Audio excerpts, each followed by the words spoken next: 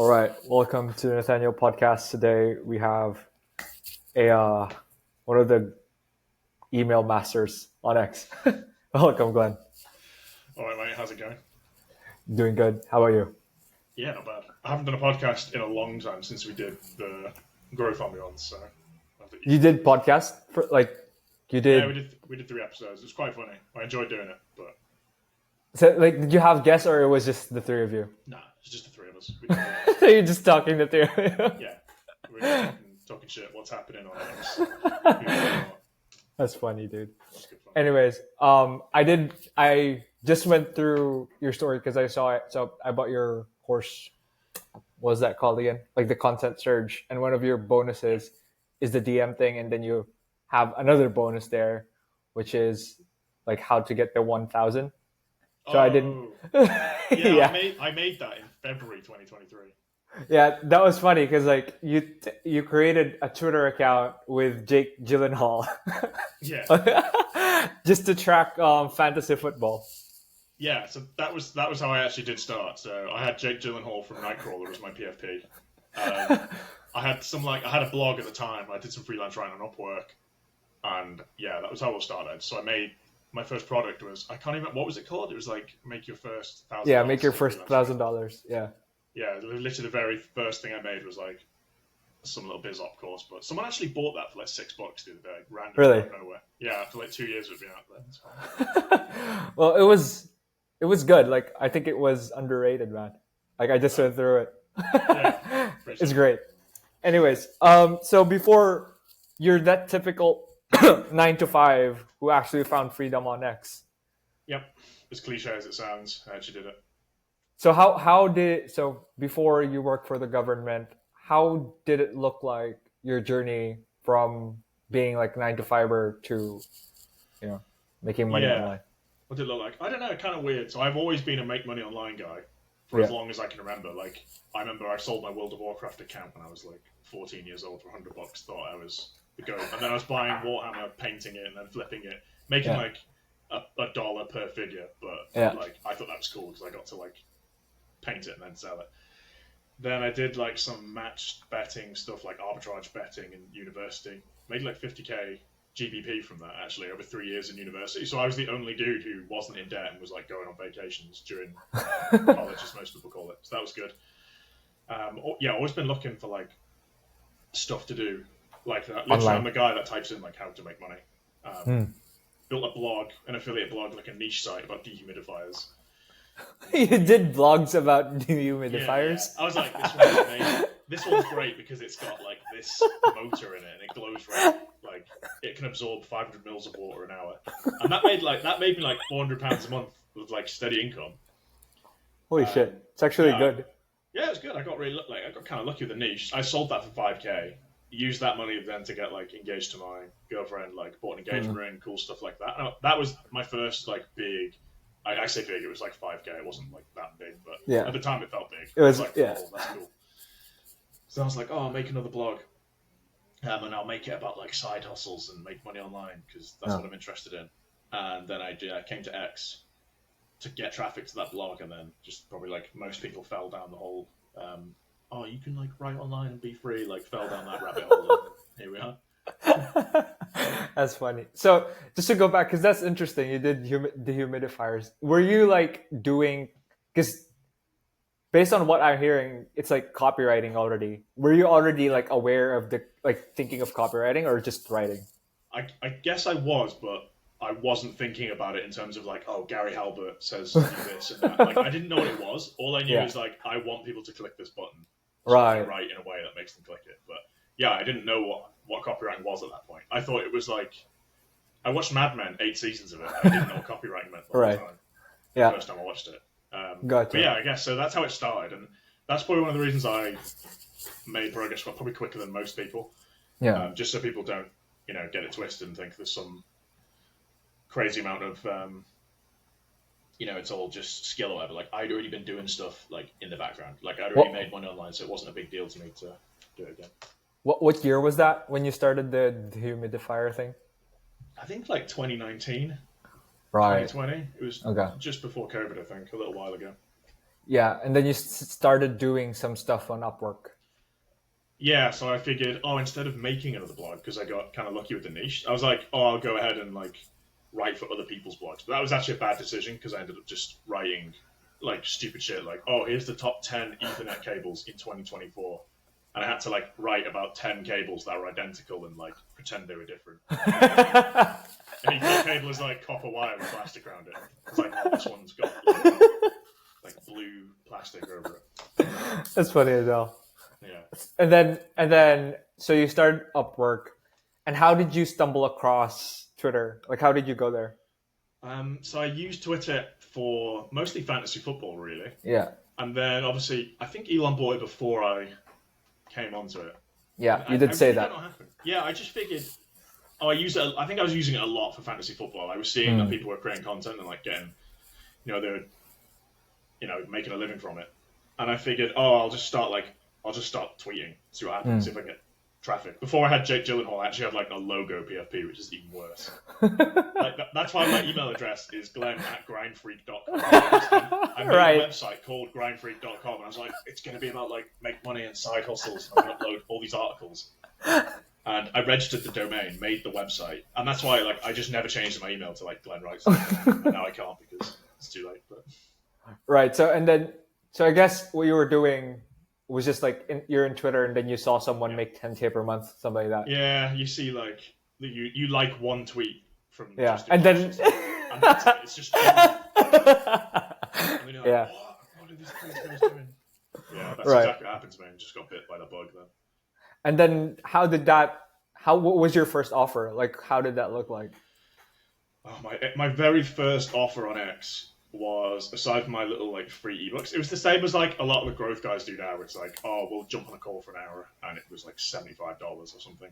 And I'll give you all my like content strategies and that kind of thing. So just that call. was my very first offer. Yeah, it's just like a call. Okay. And then how did that evolve to like a coaching? Evolved into. So it started just around content. I was like, okay, so like one call is $75. I was like, what if I just sell like 4 calls as I think $250 actually is the first coaching offer I ever ran. Like $250, 4 calls, which is just criminal. Like that's not coaching. That's just like some horrendously trash product. Like So you didn't have a promise at all. You were just like, we're gonna hop on 4 calls. No, and it was super cheap, and like I got a bunch of testimonials from the guys that did it with. It was just here's how to write content, here's how to like get seen more, that kind of stuff. And then so I ran up quite a bit because I did that bunch. Up the price over time. I just got more and more proof for it. And then obviously I met the 2 other guys, and that was when we figured, okay, maybe we can just do the growth army thing. Right. The growth army, that's kind of like the biggest payday that you've ever had, I think. Or yeah, it was good. It was a good experience all around. Just people liked it. It was cool. I think we're the only program on X where like the students actually had merch. Like people had mugs, t-shirts, caps with growth army on it. And like to be fair, like not many of the programs I've seen the students wearing the merch. Like so yeah, it's good. Gotcha. So just to go back, so when you were like coaching, what was like specifically, what was your promise in a way? Like followers? I wouldn't call it coaching, to be honest. Okay. It was more like consulting. It was like, what should I do here? And I would just say, you should do this. I didn't really have a promise for quite a long time. Like even now, like I've ran promises for a bit sometimes, but I don't really like promises. In particularly like coaching and stuff because like it's so dependent on the student and the people you have come to you if you sell based on a promise versus not on a promise is like 2 completely different things. And it's actually like marketing it on hard mode as well, like trying to get people into a program without a big crazy promise. Because that's all most people have, right? It's like trying to get attention by just taking clothes off. It's like you just strip completely naked. Like, I'll give you like $50K in a month or something. Yeah.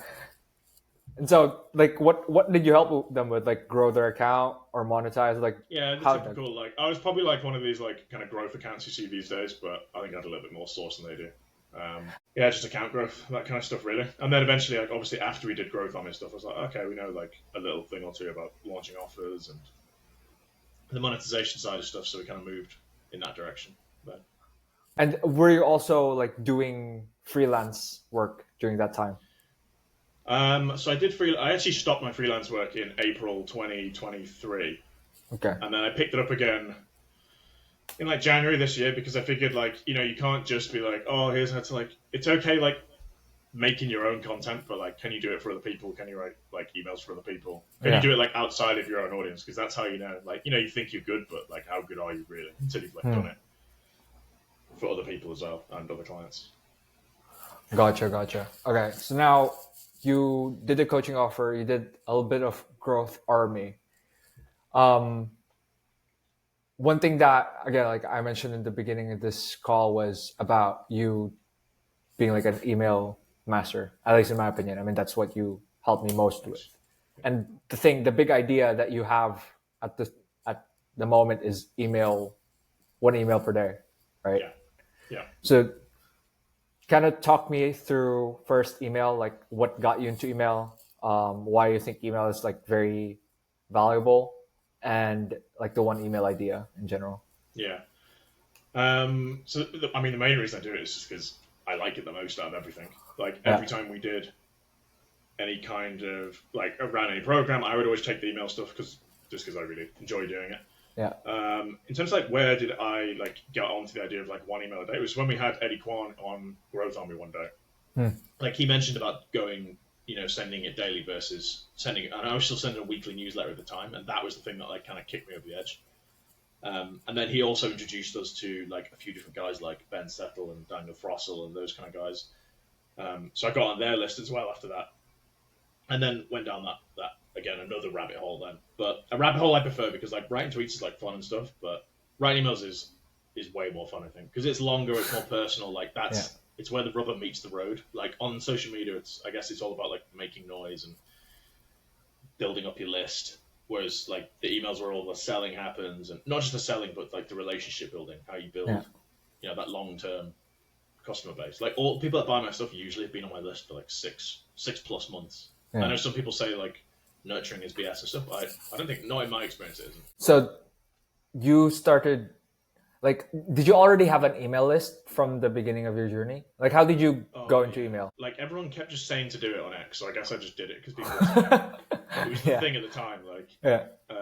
so I made one, I think in like February 2023, just the typical, like, did some giveaways, grew my list a little bit. Didn't really use it too much. And then the first email I ever sent, I think was in March. I just sent, like, an offer. Oh, no. So the first thing I had was, like, a 20-day sequence. All But I right. didn't know what I was doing. I just had this really big sequence. And every email I wrote, I put on the back of this sequence. Okay. So you just Yeah. kept on growing the Yeah. sequence. It was like a big, like, daisy chain of it. Like, I didn't know what the hell I was doing. Right. Then, obviously, I started, like, investing a little bit in courses, and I did some cohorts, too. Yeah. Learning how to like what the hell to do with email. I just steadily kind of grew my list, like grew it a lot. Most of my list growth came kind of last year. Like it still grows, but when you send daily, like your list grows a lot slower because you like churn a lot of people out. Yeah. Less people want to join in some cases because they know you're going to send a bunch of emails, but you get way higher quality people on the list. Right. And then when did you find that like email is more profitable? Yeah, so I kind of hate when people are like, oh, people like email is like so much more profitable than social, and it's like, yeah, but it's not really. Like, no one's really saying like social media is more profitable than email. Like the whole Yeah. point, like every funnel ever, is like you get people on a list with social, and then you like sell them through email. So it's not that like email is more profitable than like it is, but it's like apples and oranges kind of thing. Like all of the launches we did together, like most of the joinees and the sales came through email, and then like my own thing now with the one email a day thing, like the business model I was admired the most was guys like Eddie Kwan, where he was like, I just write my email and then I chill out for the day. I just thought that was really cool. Like I like writing anyway. That's like the main reason I do this is I get to just like sit down, write stuff, and then send it out, get sales. I just think it's really cool. I'm not really like a big business type kind of guy. Like I don't have any interest in having like a gigantic agency or anything like that. Like I like just being me, maybe a VA, and then just doing like the minimum possible to get the maximum possible return, basically. Yeah. Actually, so I've been doing the daily email recently, and like before I used to. So my journey, just to share my journey as well. How I got into X was like I answered a bunch of questions in Core every day before I got into X. And so I would like do all my work and then answer a question in Quora and then go to bed. That habit got cut off because of like ghostwriting stuff, basically. Because, I kind of needed to just schedule everything to like do the things that I need to do for my clients. But now, like, daily email is actually fun because you get to write every day. So my emails, I rarely schedule them. Like, I kind of write them the day of when I'm going to send them. So The same thing you do. yeah, And I think in a perfect world you'd be a couple days ahead, but I just like doing it on the day. yeah, I think it's also, I don't know, it's just more authentic. What do you like? Yeah. Or it feels like better for some reason. Yeah. Yeah. Sometimes if I'm in the zone, I'll write 2 or 3 in a row, and they'll Okay. all like have that feel to them. But when you're like forcing yourself to write like Yeah. 2 or 3 days in advance, like I don't like it. It kind of, yeah, it's just it feels bad for some reason. Like it's inauthentic or something. I don't know. Yeah, I agree. I mean, And that's the go huge ahead. benefit of sending daily as well. It's not like the sales and stuff is great, but like the other benefit is you're getting like better at writing emails and better at just writing in general, putting your thoughts across, like being persuasive. Like I've been doing it for 12 months and I've been sending daily, possibly even a bit more actually. And you just get better. You get better. You get faster. Like when I read some of the stuff I used to send now, I always look back like 10 months ago what I was sending, and like occasionally some of them were okay and pretty good, but like a lot of them are kind of yeah, like What is this? yeah, like what the fuck is that? Why don't But at the time, like people are saying like, oh, I like this, and they're buying from it. So like you don't have to be. I like daily books because you don't have to be like a pro. Like I don't really see it as about being like this insanely talented copywriter, even though you do get way better at being persuasive. It's just about like staying in touch with your audience every day, and like there's ways of getting around it. Like if you're not an incredibly good writer naturally, you're going to get better by sending. But then if you keep them a little bit shorter, more conversational, like structure, it's kind of hard to go wrong. I think. Yeah, but a lot of people, including me, struggle to do that before. Like, I mean, you called it the newsletter syndrome. Yeah. Like when it's an email, you think that you need to be like, oh, it's super formal, super like organized. Yeah, it needs to be like an 800 word value bomb, or no one's going to read it. Like, But like, I just looked at my own like everything I've built the last 6 months since moving on from Growth Army doing some other stuff. I'm looking at like what do I actually enjoy doing the most. So like I look at my buying habits quite a lot. So I don't read any newsletters, not a single one. I only read daily emails. So I was like, okay, I'm going to keep doing that. And then I was like, all right, all the clients I've ever worked with, which are the ones that I enjoy working with the most? Like, what do I help them with them? Like that they get the biggest benefit from? And I was like, I'm just going to focus on that, which at the minute is like emails and that kind of stuff. Yeah. Yeah, and that's just how I'm looking at stuff. Like even the way I buy things, like if I launch an offer now, like say I was to launch a coaching offer, an info offer, I'd be like, well, how do I typically buy info? Like what do I want? I can only do that now because it's been a while, and I know there's a bunch of other people like me in the market. And if you kind of do that, you attract like customers that are similar to you, which I think there's a big benefit of that as well. Versus like why would you make something and then promote it in a way that you would like never buy from yourself, for example? Like to me, it makes no sense. That you don't like.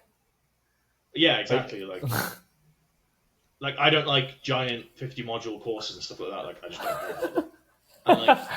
And if someone who wants that wouldn't be a good fit to work with me because I'm not going to give them it because it's just not how I think, so I can't help them. Yeah. Think like that. Whereas people who just need like a bit of a nudge in the right direction and like to just talk stuff through and nail the key concepts, that's the kind of people I enjoy working with. Gotcha. So, what do you think?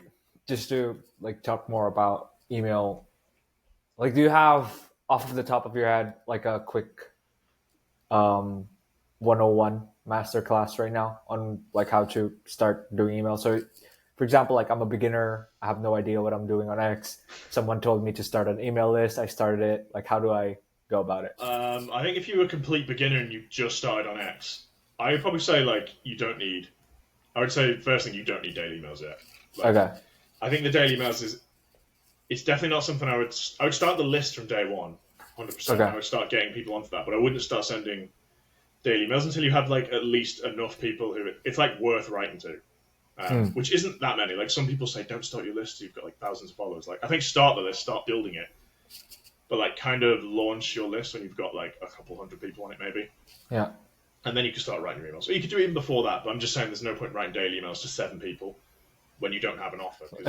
0 subscribers. Yeah, pointless. And the other thing about sending emails is, I don't know how you feel, but whenever I'm writing emails and I'm not selling an offer, like it feels so stupid, pointless. It feels really difficult as well.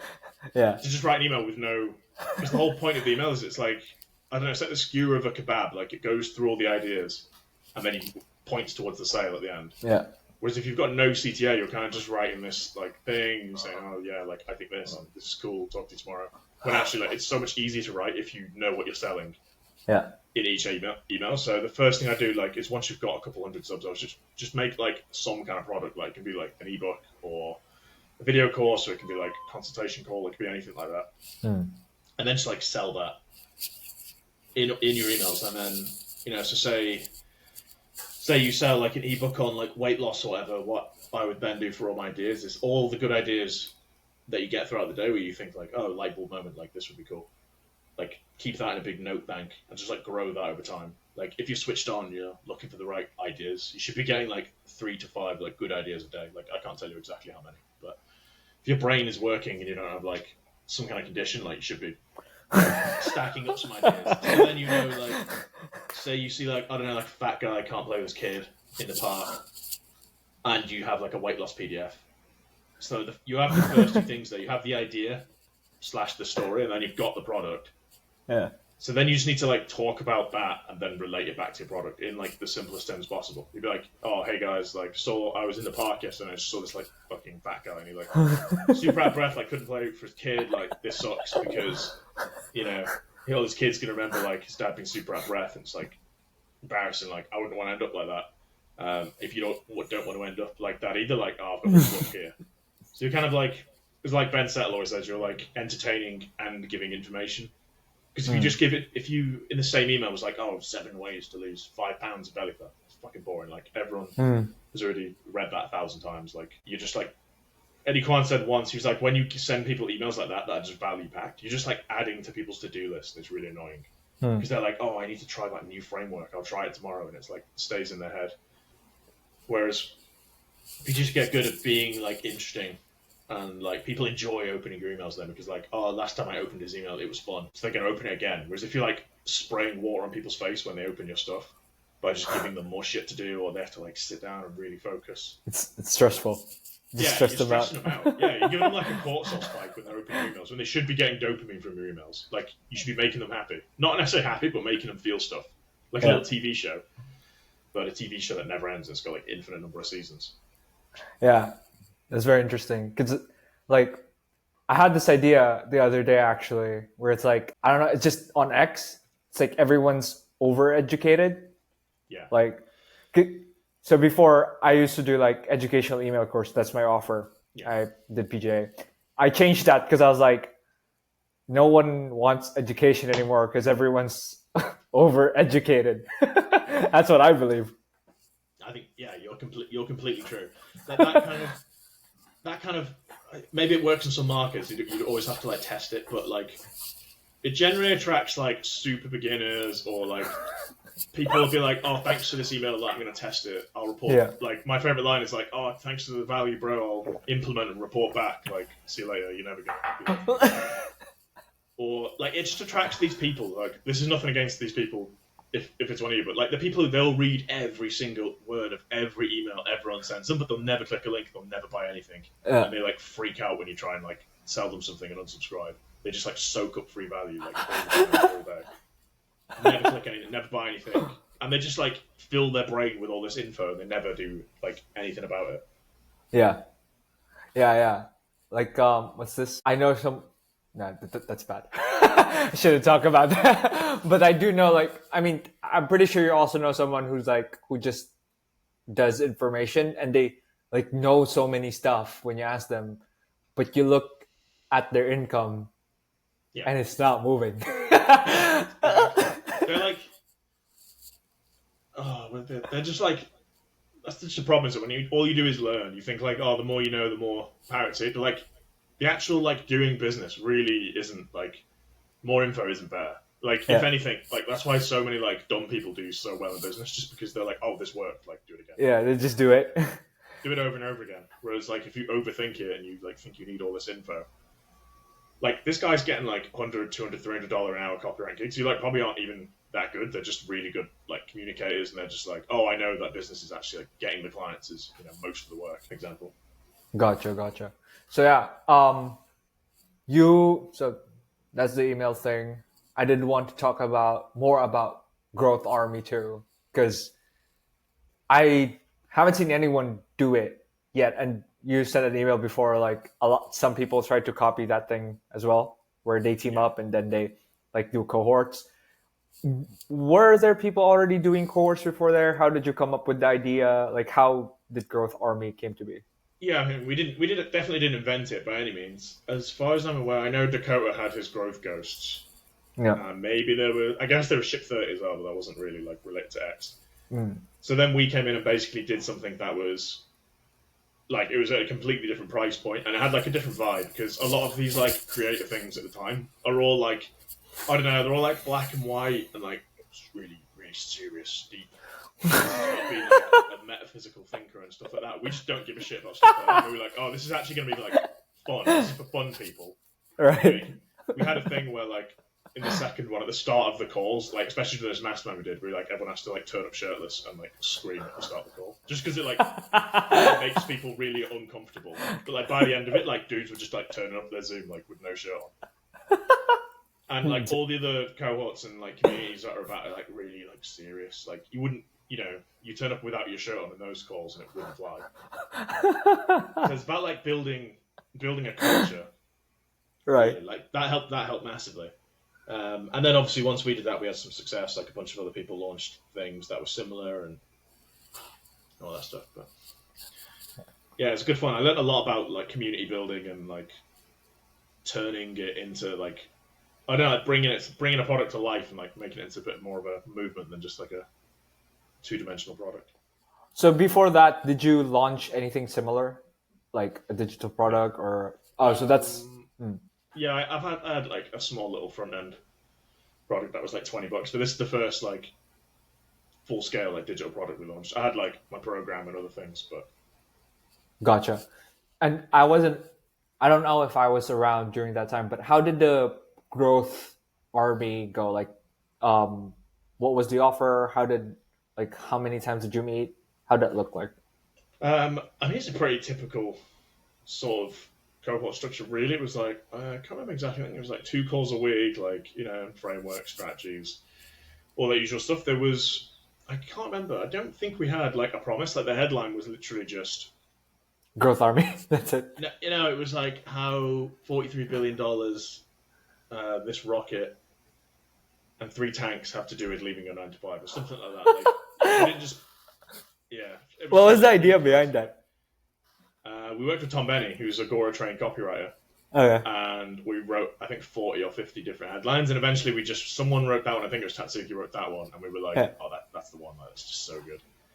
And like the best part of Growth Army was seeing like dudes in all these like little copywriting group chats and like on these like copywriting cohorts like sharing our sales page. Like, oh, I don't get why this worked. Like the headline, like these guys who learn all the info and never fucking do it. They were like, it shouldn't work because they should have done this. And it was like, yeah, but it's sold at It sold. What the fuck do you know? Like, talking about like copywriting theory while we'll actually like put it into practice. Yeah, but I'm curious now. Like, what did the headline actually mean? So what is the end? Because was that what does 65 billion was it? Don't quote me what it was, but it was. What does 43 billion, a Falcon 9 rocket, and 3 tanks have to do with leaving a 9 to 5? Something like that. So the 43 billion was like what Elon paid for for X. Yeah. The rocket obviously was like SpaceX. Oh. The 3 tanks was like the 3 of us. Because we had a picture of us, literally our heads photoshopped. Right, I saw that, yeah. So people just saw it, and I guess it's just a massive curiosity-based headline. It's really specific, and you just think like, what? And you have to then keep reading, and the lead was all about like, X is going to be huge, and this guy who owns all these successful companies has bought it, like, put 2 and 2 together, what do you think is going to happen? Like, obviously it's going to blow up. And I mean, for a while there, it did seem like X actually wasn't going to blow up. It seemed like actually he'd like kind of ruined it. for a bit. Mm. But I think now it seems like it's on the up again. I don't know, like it's becoming. Yeah. Although the algo sucks, dude. The algo sucks, yeah. But I think I'm still bullish on the platform long term. But the algo's Yeah. like, it's definitely not great. What? So I want to hear your thoughts on that. Like with the being bullish on X, like what were the things you were seeing? Why did you see that it was going to go up? Why did you think it was going down? And why do you think that it's still going to go up? So, well, I mean, at the time when we did growth on, we thought like, oh my god, this platform is like the future, like it's absolutely awesome. Yeah. Then I guess like the algo changed, and I don't really like what they've done where they like push news, politics, and sex and all that stuff super hard. Like, I don't know, I don't really think that's good. To be honest, like I've muted so many words now just because I don't like logging in and just seeing like I was logging in at X every day and just seeing like people get blown up and stuff. And I was like, oh, like I see enough of that like just on the news. I don't want to see it every time I log into X as well. So I like muted all that stuff, and that kind of helps. But I don't know. I just like the whole free speech thing. Like I think I just can't see it going anywhere. If anything, I can see it becoming like more and more controversial, and that's going to like pull people in out of interest who are going to want to see what's up. And yeah, I don't know. It's got an interesting future ahead of it, I think. And I believe in Elon. I trust him. Okay. Believe in Elon. Yeah. So was this? You did Growth Army? How many students did you get there again? I think 60 the first time. 60. How many time did you do it? We ran it technically 3 times, a little bit different each time. And that again is something silly. Like in hindsight, if something works, don't freaking change it. So like what we did on the second launch is we like made a new landing page. Why? Right. Like this one did 80k, just use it again until it doesn't work.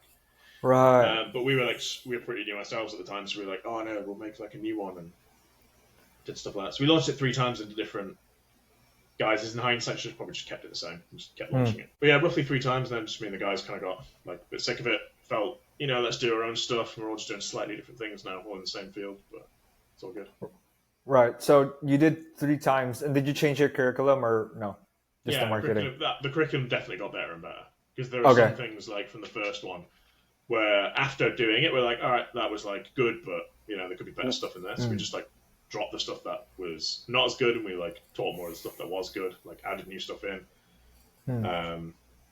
Yeah, I'd say the curriculum got like better and better over time. We've got like a hell of a course now that's uploaded on ThriveGuard. We've got all the stuff in there, like masterclasses with a bunch of people, and yeah, it was great, man. I had access to it. Oh, sick. Yeah. So you did that, and what I'm curious about your thoughts on is like, do you kind of recommend people to do the same thing where you partner up with other creators when you're launching a product, or what do you think? I don't think other people. I think as a rule of thumb, people shouldn't do it.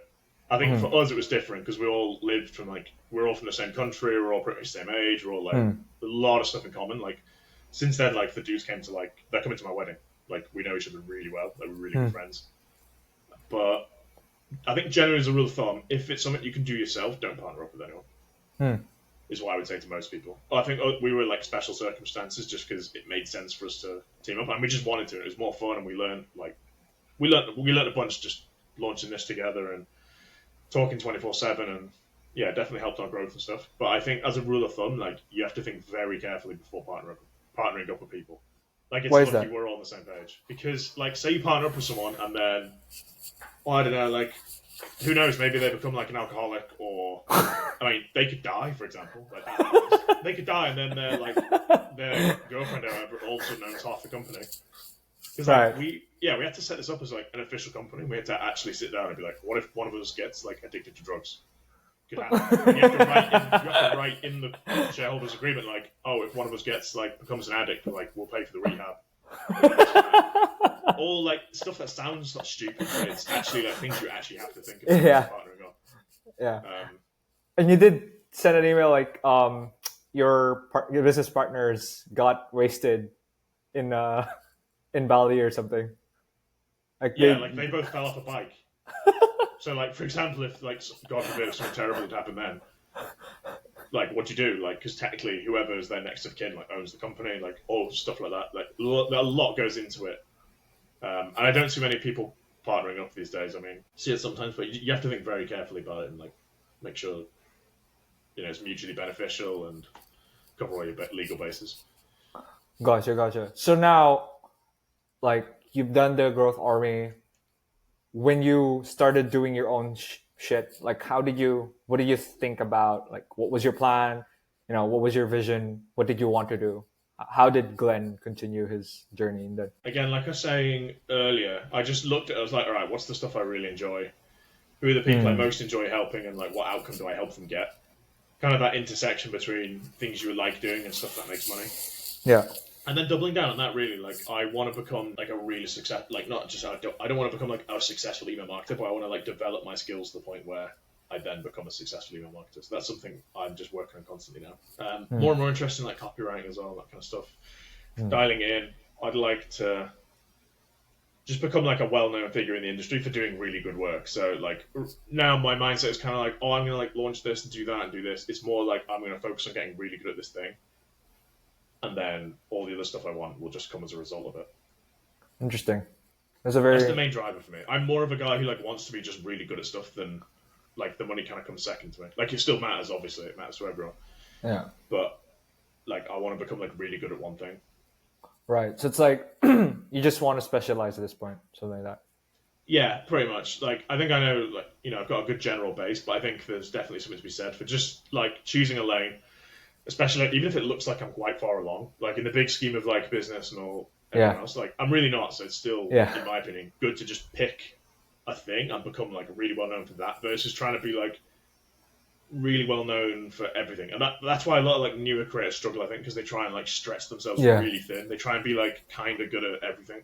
Like, you can't really like it's very difficult to be really good at lots of stuff, and you can make a lot more money just being really good at one or two things. That's why actually like the creator is kind of weird for me, at least for me, because like creator, what does a creator do? Like you do video, it's like it's kind of confusing. Yeah, I don't really like the term. I don't think anyone really. I think a lot of people would respond to it when you like, in terms of like products and that kind of stuff. I don't think a lot of people actually like, oh, I'm a creator. Like, I feel kind of like a nerd when I say that. Like, oh, I'm a creator. I wouldn't consider myself a content creator. It's like I do my emails and then like I create content as well.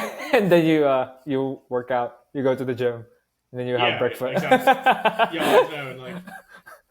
I don't know. Once you've been in the game like long enough, like the only real way, like what do you do? Like it just seems like just so many people get lost chasing like, oh, I want to be a creator, especially the guys who've made like $0 ever in their life. It's a really difficult way to try and make a living by just becoming like basically an influencer. Like there's this thing where it's like, oh, be an authority, but it's like as a creator, you're basically like an influencer, right?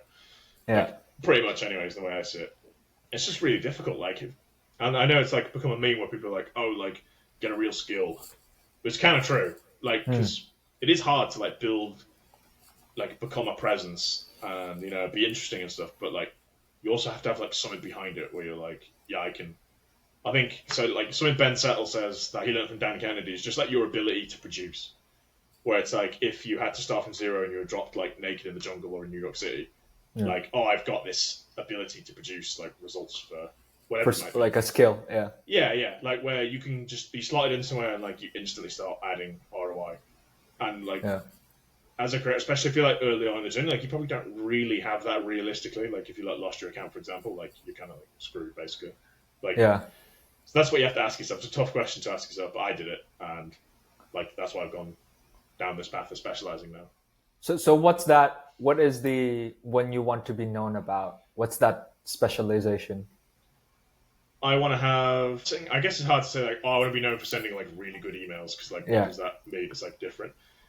But I suppose what it drills down to is I want to be able to just help other people do what I've done. Like I know it's kind of cringy, but I am quite passionate about helping guys who are like on that cusp of like breaking out of their day job. I really do like that. Just because for me it was such a big deal to go from doing that to what I do now. Like it was a huge deal at the time. So I'm passionate about helping people do that, and then also like I think there's a way I can do that, and then use that skill to do that, and then also like obviously I can apply it, to businesses, my own business, other kind of stuff. Just have like a range of products to help people do that, and just keep plugging away, really. Right. So correct me if I'm wrong. It's like you want to use your skill of email to help entrepreneur, like aspiring entrepreneurs, get out of the beginner's hell in a way? Is that something that resonates? Kind of in a way, like anyone who's like using email, I don't want to like. It's tough, isn't it? But this reminds me of the time I froze on a space with 600 people. I like lost my voice completely on my words. All right. I don't know. I just want to get like good email. I like writing emails, and like I want to sell products to help other people get better emails, and I want to help businesses out. Boost their bottom line with email. I mean, it's as simple as that, really. Right. So you just want to help people get better at business through email. Yeah. To their email list. Yeah, just like again, focusing on the one thing. Like I know a little bit about this and that, like offers and all the rest of it, but like email is my preferred vehicle of. Gotcha. All right. So to people who want to grow their monetize through their email, where can they find Glenn Speakman? So yeah, if they head over to my profile at Glenn Writes One, and then if you click the link in my bio, you'll get a 37-minute video workshop where I kind of I've got a little slideshow and explain to you my system for writing emails in 30 minutes. That can generate anywhere from $20 to $1,400 anytime you press send. Like the reason I use those figures is that's because like for me those are the figures that generally come from email. Anywhere you might sell one $20 product, or you might sell like a $1,400 ticket to like a cohort or something. So yeah, that I kind of lay out the system a little bit that I use in there, and yeah, that's free. I send like daily emails, obviously. So if that's gonna be an issue, you're probably not gonna stick around there for too long. But if you enjoy getting daily tips and stories and sometimes just rants, you're gonna enjoy it. All right, yeah, man. So that was a pleasure speaking to you, Glenn. It was fun. Yeah, cheers. See ya. Catch you soon.